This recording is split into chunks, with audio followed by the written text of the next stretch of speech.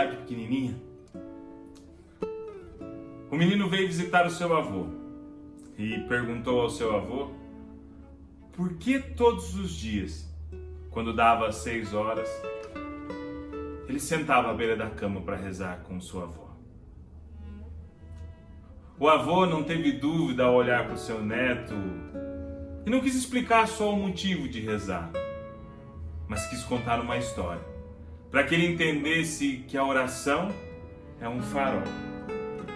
Ele contou a história de um jovem, de uma família muito especial que vivia ao meio da roça, mas bem no meio da roça, onde a mata era muito fechada, que havia se perdido. E todos os dias os pais saíram para procurar, mas não encontravam seu filho. O tempo foi passando, mas os pais continuavam a procurar aquele filho que tinha se perdido no meio daquele mato. O pai saía com um lampião ao começar do dia e permanecia com o lampião aceso durante toda a noite. As pessoas perguntavam, depois de meses e meses, por que ele continuava indo com aquele lampião aceso para o lado de fora da casa, no meio da noite, se ninguém aparecia por lá. Foi quando aquele pai, nutrido de muito amor e carinho, disse àqueles que perguntavam: eu não sei quais foram as escolhas que meu filho, muitas vezes não sei se ele ainda está na mata, se ele já não foi para a cidade grande buscar outras coisas, mas eu, como pai, não vou deixar de procurar, e muito menos vou deixar de deixar a ele um caminho de luz, para que ele saiba onde voltar.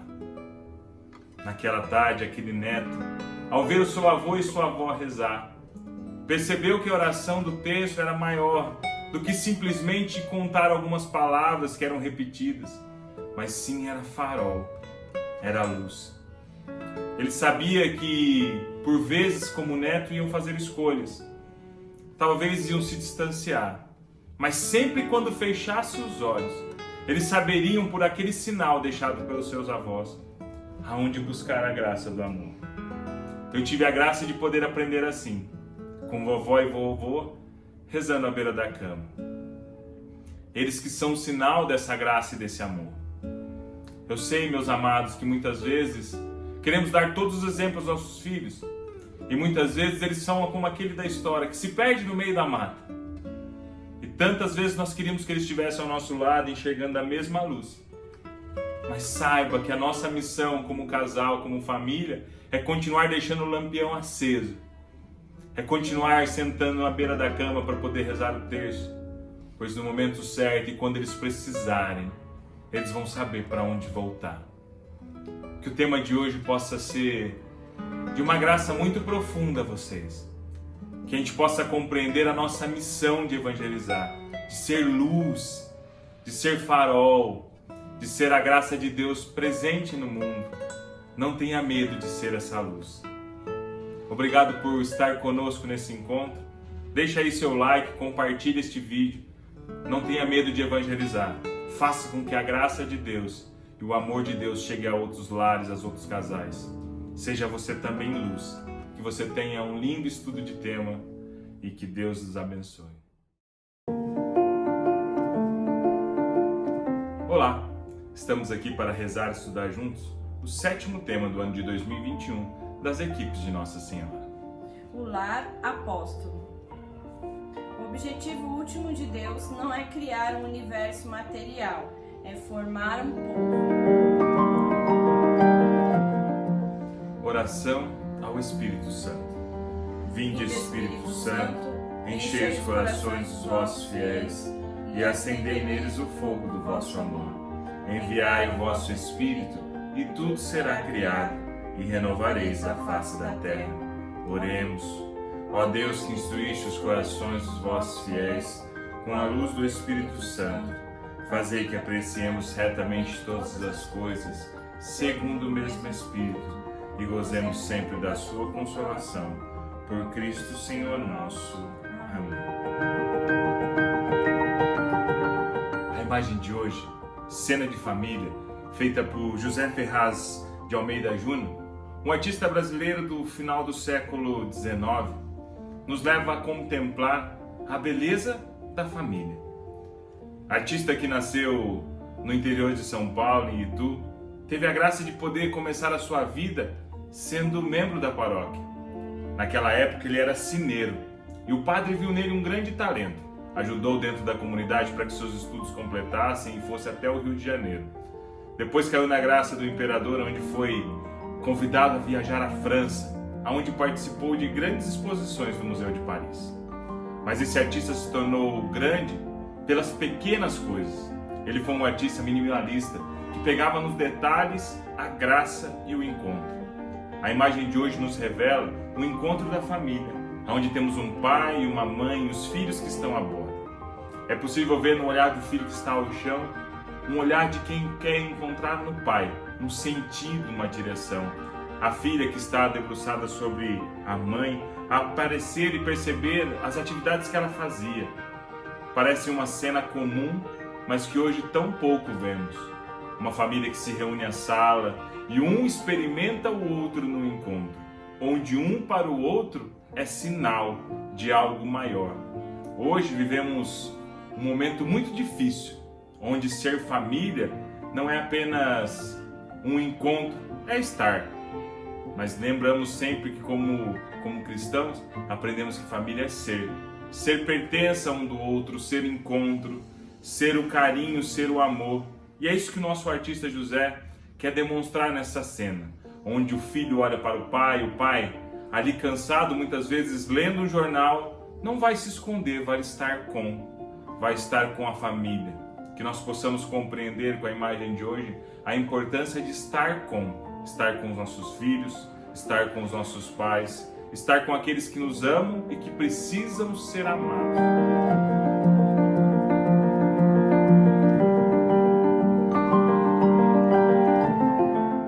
A apresentação dos elementos de reflexão. O que podemos dizer das especificidades da missão dos equipistas fora do recinto do lar? É claro, a família nunca está fechada em si mesma, renovada no fervor da oração. Ela participa do mesmo impulso que a igreja. Um lar adorador será sempre um lar missionário. Os dons recebidos de Deus não podem ser retirados da vocação para fazê-los frutificar para a salvação do mundo. A aliança fechada no casamento liga a uma função pública na construção do reino. Os verdadeiros filhos de Deus recebem os dons do Pai apenas para servir melhor ao Pai, integrando as tarefas materiais e civis. A missão é unificada pelo objetivo comum de santificar o mundo. Riquezas humanas e riqueza de graça. Uma família cristã é um lugar único no mundo. A vida do dia a dia tende a esconder o seu próprio olhar, os tesouros formidáveis, os recursos humanos e espirituais, com os quais é gratificado. O mais precioso no meio deles é o amor conjugal fiel. É chamado a se difundir em uma fecundidade espantosa de amores variados, filhos, familiares, amigos, etc. A crise contemporânea do casamento só destaca sua raridade e seu preço.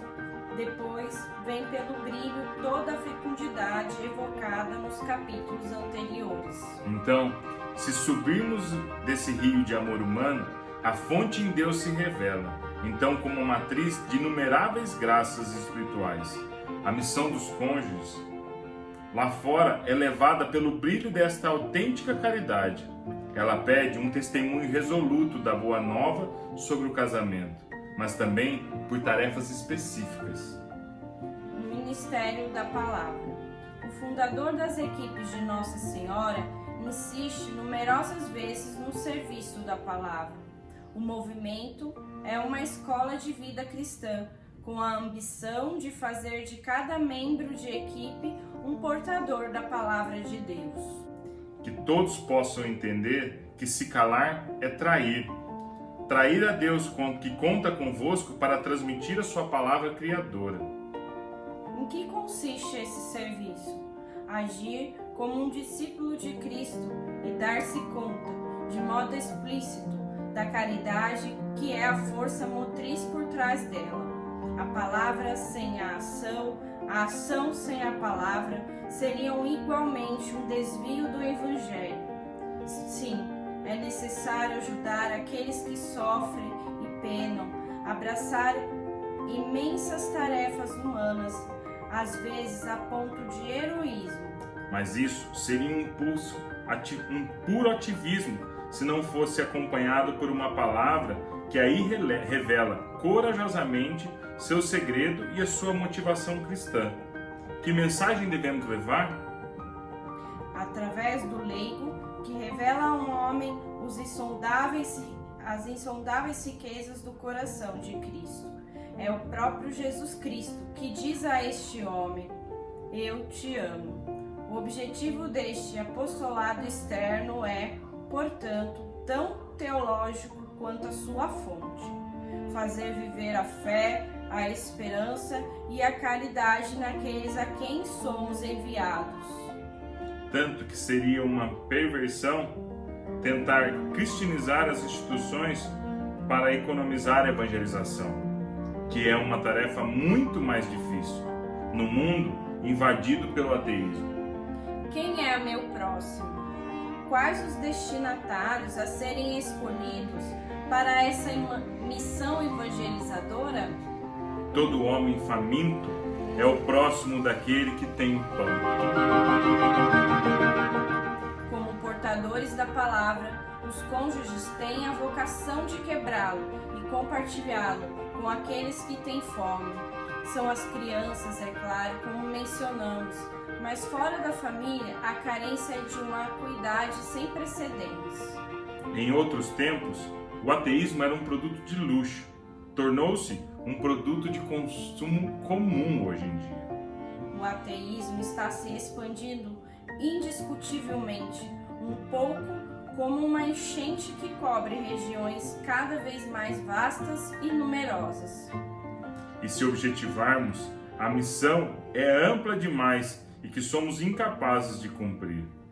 Vocês são particularmente aptos a cumprir essa missão, precisamente porque vocês são lares. Você tem um carisma próprio. O poder do amor dos esposos cristãos é semelhante para o mundo ateu, a teofania da sarça ardente que nunca se esgota. A descoberta do próximo a quem sou enviado deve ser acompanhada de um impulso mais vivo do que o bom senso ou a saúde espiritual requer, aquele grão de loucura evangélica, ou se preferires, aquelas generosidades e invenções de amor que o Cristo espera dos seus discípulos. Em um último ponto, o discernimento dos compromissos missionários fora de casa deve ser feito de comum acordo entre os cônjuges, até mesmo os filhos suficientemente crescidos. Haveria o risco, grande demais, de que o apóstolo externo fosse o álibi para uma fuga e um menor compromisso com a missão primária, que é a santidade da família.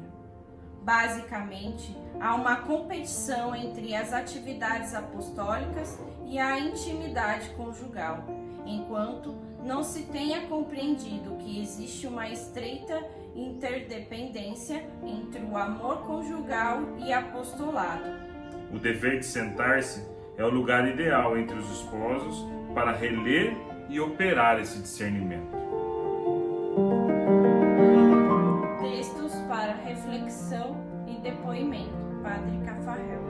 As equipes de Nossa Senhora são um movimento de espiritualidade cujos esposos que o compõem nesta era do ateísmo pretende tomar consciência da presença ativa de Deus em si mesmos primeiro e depois em seus lares, para que suas vidas, seguindo o exemplo da vida de Cristo, possam manifestar Deus e suas perfeições, ou melhor ainda, permitem a Deus de se falar e de se doar. Os casais dos movimentos estão prontos? O movimento está pronto? Como pai espiritual do movimento, permito-me a não vos lisonjear, mas de vos falar tanto com amor como exige franqueza. Aqui, antes de mais nada, o que na minha opinião pode ser acreditado ao movimento. uma busca sincera do pensamento de Deus sobre o casamento e a uma vontade de viver de acordo com ele. A convicção de que todo cristão é chamado à santidade e que o casamento é um caminho para a santidade. Uma preocupação de ajudar um ao outro, marido e mulher, neste caminho e de levar os seus filhos neles. Uma amizade dentro da equipe que na maioria das vezes vai além de uma simples amizade humana. A vontade de transmitir a outros lares o que entendemos e o que estamos tentando viver das riquezas do casamento cristão. Isso reconhecido sem nos vangloriarmos, vamos tentar ser não menos lúcidos com nossas deficiências. Prodigioso é o poder da expansão desta caridade que reina no lar, de círculo concêntrico a círculo concêntrico. Ela transborda do casal para se abrir a toda a família, expandir-se aos familiares, à cidade, à igreja, a todo o universo, sob o impulso vitorioso da caridade. O lar se torna uma comunidade missionária. Mas no lar, como na igreja, da qual é célula viva, como no coração de Cristo, o refluxo segue o fluxo. E antes de tudo, comunidade de oração. Tudo vem da oração. Tudo volta à oração. A comunidade de oração e a comunidade missionária são como a frente e o verso do lar, comunidade de amor. O lar de comunidade de penitência, de comunidade de fé, de comunidade de esperança, de comunidade de amor.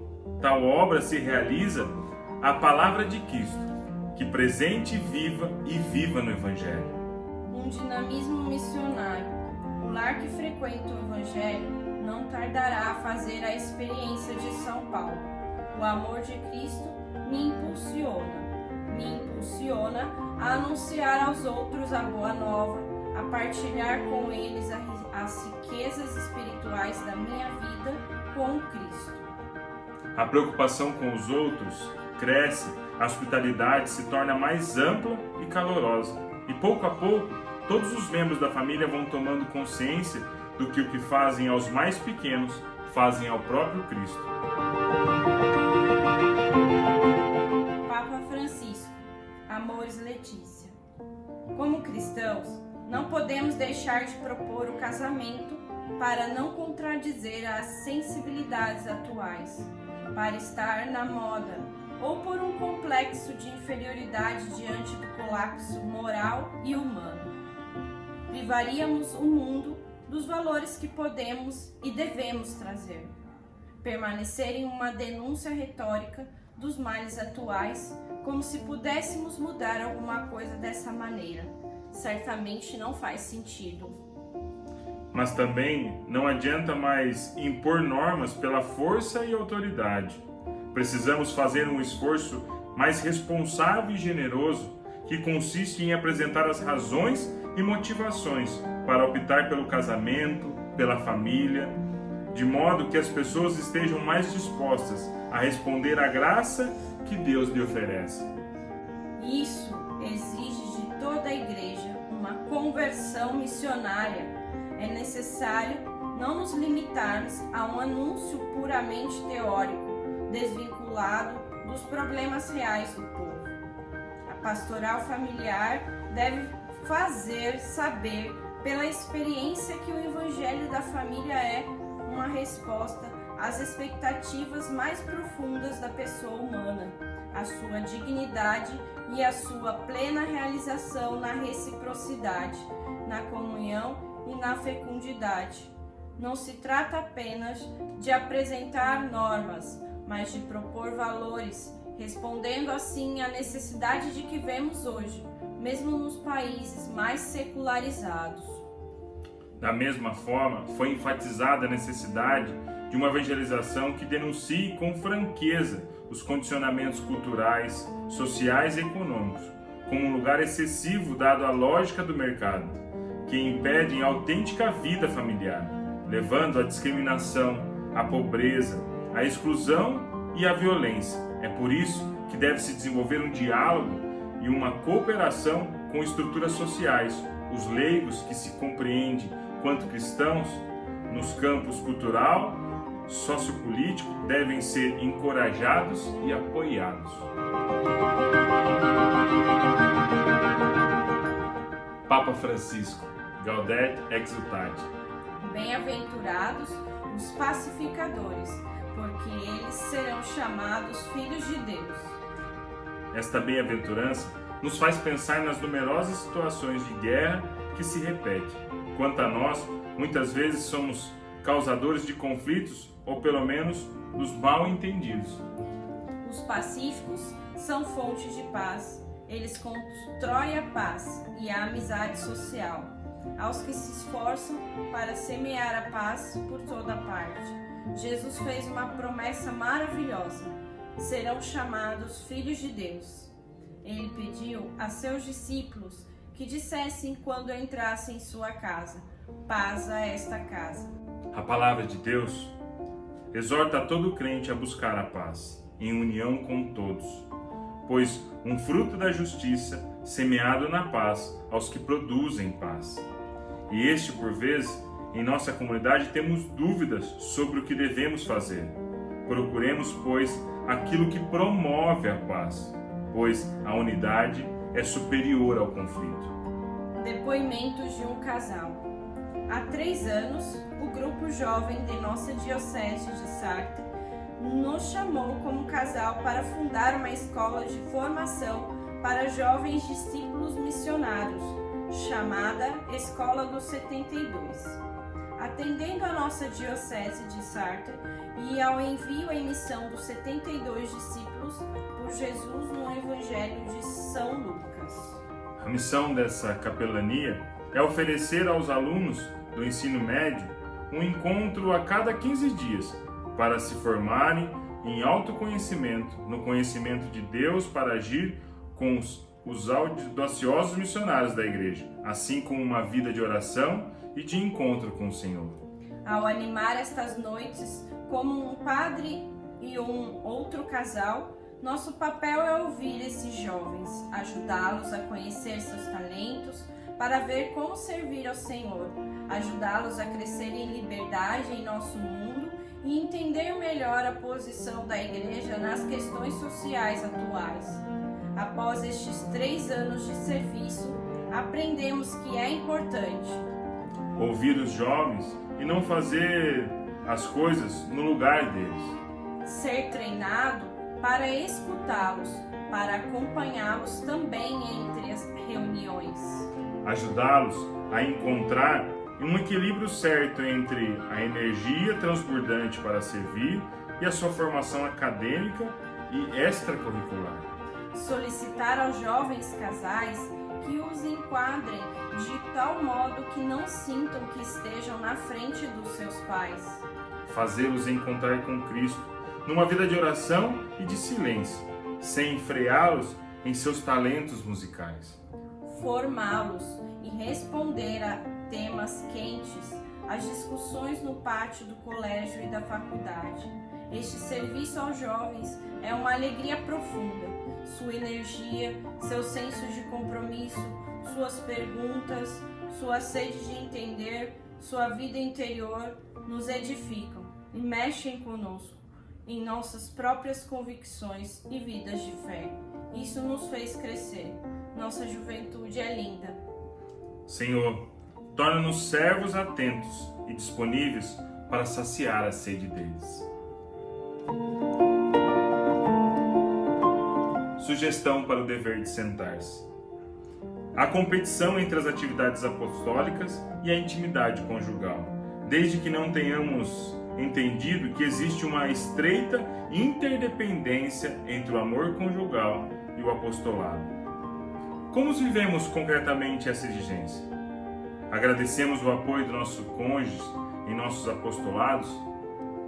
O dever de sentar-se desse mês nos convida a perceber o quanto nós temos sido servos, discípulos, apóstolos e discípulos. O quanto nós temos sentado ao pé do Mestre para ouvir, mas também o quanto temos tido coragem de levar a palavra de Deus aos outros que tanto necessitam. Parem para perceber no momento que estamos vivendo nas nossas comunidades, na nossa realidade paroquial, mas sobretudo no mundo em que vivemos, onde o nosso tema é tão rico e nos fala pensar deste momento de tão forte ateísmo que estamos enfrentando. Hoje, se vivemos um momento assim, é porque em algum momento deixamos de falar do amor de Deus, deixamos de dar testemunho dessa graça, deixamos de dar testemunho das famílias. E agora estamos vivendo um momento onde a tua fé e a tua vontade de evangelizar, dessa sarça ardente que não para de queimar, se torne graça e não tenha medo de evangelizar. Aproveite este momento do dever de sentar-se, converse com seu cônjuge, como vocês podem ir além na evangelização, como vocês têm vivido esse momento e como vocês podem dar um passo a mais para ser discípulos e missionários.